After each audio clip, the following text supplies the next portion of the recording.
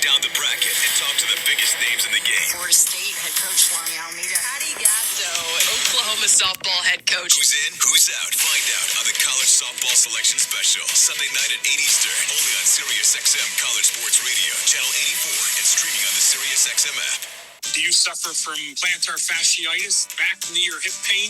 I'm Stu Sakowitz, owner and inventor of Pine Valley Orthotics. We hand make them in New Jersey, and thousands of golfers from all over the country have called to tell me how amazing they feel. $99, and if I can't make your pain go away, I will happily refund your money. Call me at 866-443-7463. I even answer my own phone. Or go to PineValleyOrthotics.com. Your feet will thank you as much as I do.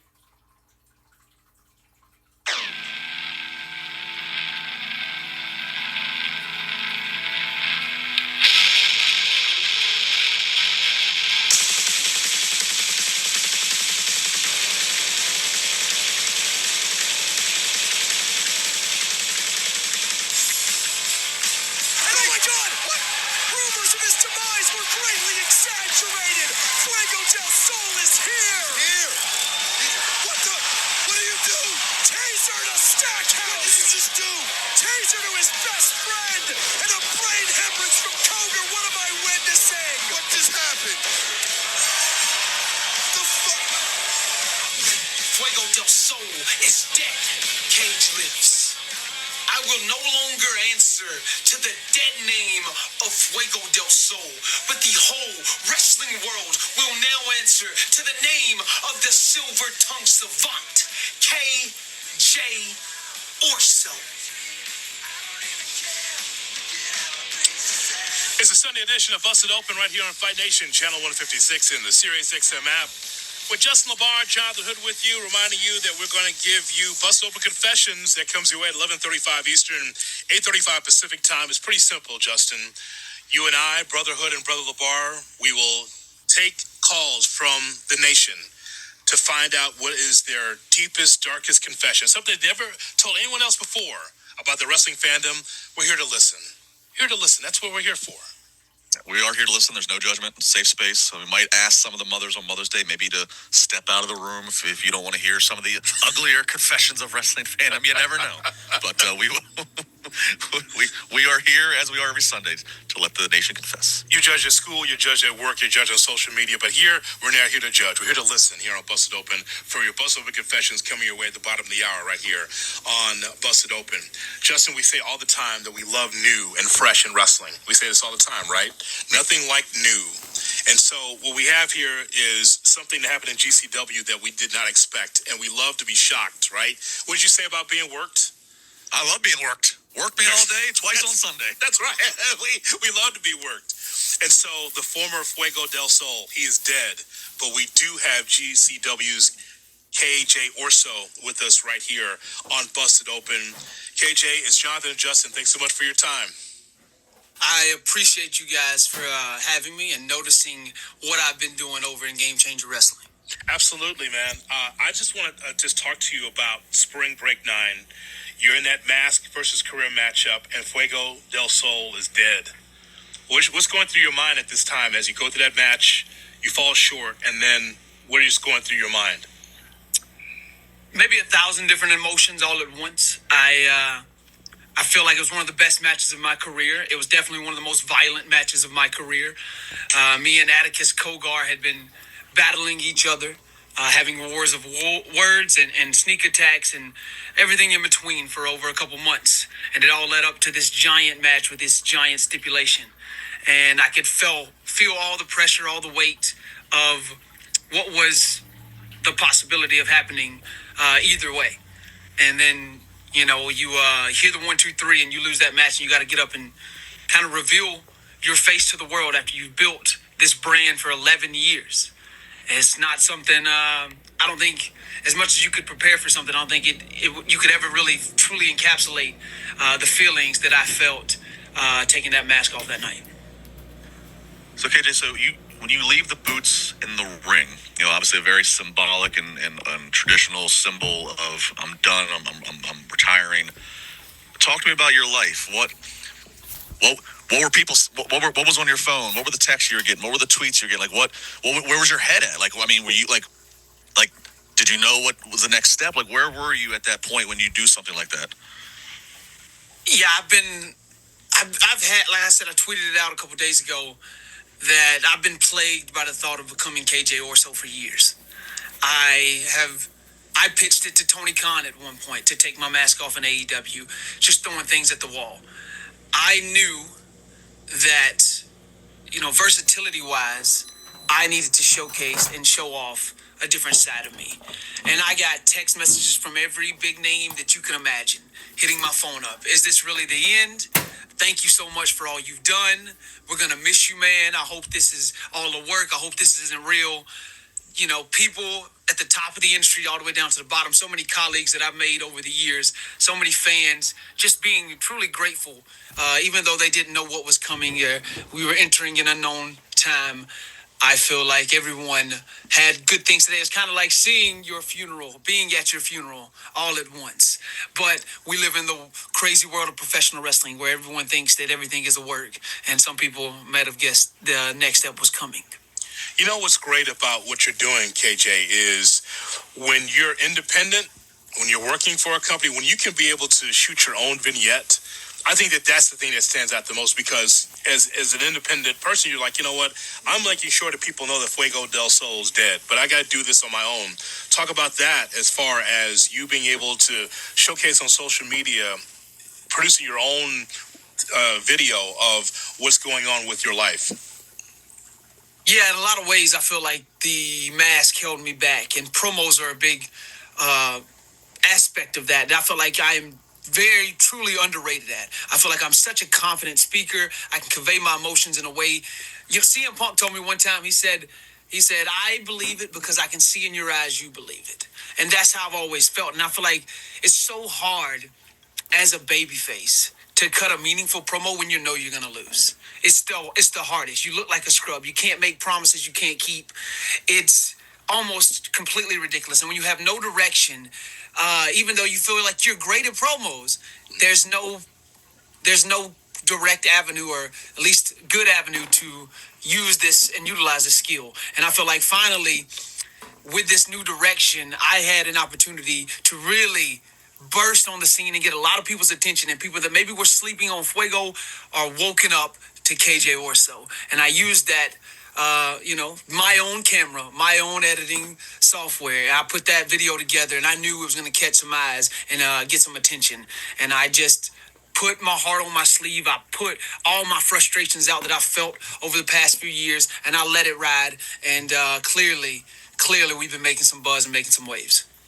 KJ, that's so interesting to hear you say, because I as a wrestling fan, I've always kind of felt that at times about masked wrestlers where, I can't see facial expressions. And so you got to do a lot, I think, to overcompensate for that with your body language, with everything. So to hear you say that about the mask could be restricting. And then I want to go back to something you mentioned earlier. So you said that you even pitched the idea of taking the mask off to Tony Khan in AEW.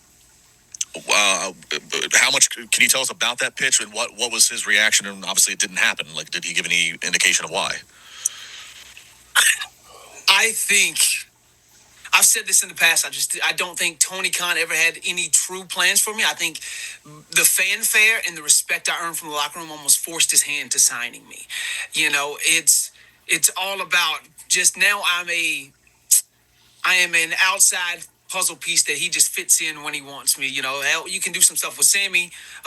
Cody Rhodes really likes you. When Cody wants stuff done with you, we'll do stuff with you and Cody. But there was no real plan for me ever. So I'm throwing 1,000 pitches at the wall. I put out a video last year where, I pitched to join a tag team with Lance Archer. Let me and him have this fun little dynamic. I pitched me and Sammy becoming a tag team at one point. I pitched going to Japan for DDT just to freshen up my scenery and do something different. And then I pitched, taking this mask off and doing something different. I really do feel that I had become a lovable loser in a sense. And there's a stench that I've been dying to get rid of since leaving AEW. I feel like I've been doing some of the best work of my career in GCW, some of the best matches. I constantly would have fans walk up to me after a show and be like, oh my God, I didn't know you were capable of all that. I didn't know you were that good. I didn't know when given some time how good of a storyteller and a wrestler you are. And I have a burning desire to showcase that to the world. You know, and I get it. I was a smaller guy at the time. I'm a Southern man wearing a mask. It's not a stereotypical, it's kind of stereotypical, but it's not normal in wrestling to see someone like me find success. So I put on the weight. I really honed in on my speaking ability, and I busted my ass in the ring. And I feel like Tony didn't see that. And even though I've been picking up steam in the past years, a casual wrestling fan is not seeing that. You know, there's so many hours of television on television right now, each week, just between AEW and WWE alone. So how many casual fans are watching the TNAs, the New Japans, you know, the MLWs, the NWAs, also Game Changer Wrestling? It's difficult to really make buzz. And no matter how many steps forward I felt like I was taking, I felt like not the right eyes were seeing it. And so I needed to do something different. And this was that something different. And if Tony Khan didn't see it, and, you know, the world hadn't seen it yet, it was my time right now. There was no better time after the 11 years I spent in Fuego del Sol to really switch things up, flip things on their head, and flip the script and get this new fresh coat of paint that I've been desperately wanting. KJ Orso, the former Fuego del Sol from GCW, with us on Busted Open. Jonathan and Justin with you on the Sunday edition of Busted Open here on Fight Nation. So as you went through the litany of companies in professional wrestling, what would you say the state of the business is right now in 2025? I think it's at an all-time high. However, for an indie guy, I think the market is oversaturated. I think in good ways and in bad ways. There's great places to work. You can find places to work. It's so much harder now, I feel like, to really truly stand out. It's all about who you know and the connections you can make, and what type of buzz you're making on social media, right? I had a phenomenal match with Zack Sabre Jr. a couple months ago for GCW, and it got a little bit of buzz, right? I can say I had just as good, or at least maybe up to par of a match the day before with Titus Alexander, another upcoming kid who's doing Japan tours and things of that nature. And it didn't get nearly as amount of buzz as the Zack Sabre Jr. match got. Even though I'm busting my ass on both days and trying my hardest to showcase myself, it's very difficult on what catches people's eye and what doesn't. I feel like we are oversaturated with wrestlers. Everyone and their grandmother can go in the ring now. How are you going to stand out with your promos, with your vignettes, with your character, with your gimmick? And I knew the state of wrestling right now, as good as it is, if I really wanted to reach the heights that I see for myself, I needed to switch things up and become KJ Orso and become a promo machine and become a little bit of an asshole. This business has made me bitter over the last 11 years, and now it's time for me to to show this frustration on the greatest level. I love that, and I think, you know, if for those who, you know, as you said, you're trying to reach people, and it's so hard. There's so much. Everybody can stream everything and anything. So use this opportunity now to tell a little bit of your origin story. You mentioned, you know, being a Southern guy and starting under a mask. I would, you know, tell the people a little bit of your story. I'd love to know the origins of you breaking into the business, influences. Alabama, is that correct? Is that what I read? Yes, sir. I'd love to hear your story. A 14-year-old kid got a camera for Christmas. I have a bunch of brothers and a lot of cousins in a big neighborhood. So we start trampoline wrestling and videoing it and putting it on YouTube right at the time that YouTube was really starting to pop off. I was very smart about marketing, or at least, you know, stumbled my way into a couple really good videos early on. We would title the videos Royal Rumble or Money in the Bank, and we would do a few things. I had an older cousin who did some pro wrestling, so it was, for teenage standards, it was better than most because I knew the proper way to do things. I knew how to base my 8-year-old brother for hurricanranas and head scissors. And so we started standing out in ways like that. I had a few videos go mega viral, millions of views, KBW Wrestling, Kids Backyard Wrestling. And I started making money through YouTube, almost $2,000 a month at 17 years old. And I realized right then, it was like an aha moment. It was an epiphany to me that, hey, if I can make money doing this on a trampoline, then I want to pursue this professionally. So I went and got myself training at 18 years old, and I started wrestling. And originally, I didn't know if I was ever going to be a part of the match, but I was so small, 130 pounds. My trainer said, "Hey, let's send you down to Mexico. Let's get you some lucha training. Let's get you in a mask, and you remind us of a young Rey Mysterio WCW days. And eventually, you'll put on some weight and get good at wrestling, and you won't need this mask anymore. But if it ain't broke, don't fix it." So I'm training. I moved to Texas. I moved to Oklahoma for college. I played college soccer, and I slowly broke into the Texas scene. I met Sammy Guevara, and me and him started becoming friends and helping each other with YouTube and wrestling and getting bookings. And eventually, he got signed to AEW. And when the pandemic hit, he said, "Hey, why don't you come on over and do some dark matches?" And we just got the ball rolling from there. I started really showcasing my creativeness and how funny I was, and all of that on Sammy's vlog, and it translated onto AEW Dark. It led to me getting the contract with AEW. Lastly, and we appreciate your time, KJ. I want to know about your ultimate goal. I mean, listen, we all have goals in life. You're now KJ Orso, which we were excited to have you on because we saw those vignettes. We got to hear his story on why he did that to Sam Stackhouse, why he did that at GCW. But what is your ultimate goal? What is it that you ultimately want to do? I want to make moments and make money. I mean, that's the biggest two goals I got. I want to get the attention of a top company, and I want another contract. That's a giant goal of mine. I want to go to Japan. I want to translate this talent over through cultures and let it transcend into a whole nother country. I feel that I can be one of the top names in professional wrestling. And I'll start right now on the indie scene at Game Changer Wrestling. I will reveal while I picked out the biggest and baddest man in the room, and I dropped him, and I double stomped his neck into the ground. Rochester, New York, May 18th, Game Changer Wrestling. You'll hear the reasons why I attacked Sam Stackhouse. But what I want everyone to know, I'm putting everyone on notice right now at this moment, KJ Orso is a star. You're going to hear me. You're going to see me. It's going to invade your algorithms and your timelines. I will not be suppressed. I will not be stopped. I am the silver tongue savant, and I am a star. Fuego del Sol is dead. KJ Orso is just beginning.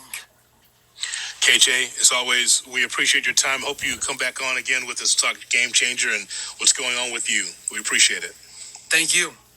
KJ Orso with us here. And don't forget, we have Bust Open Confessions right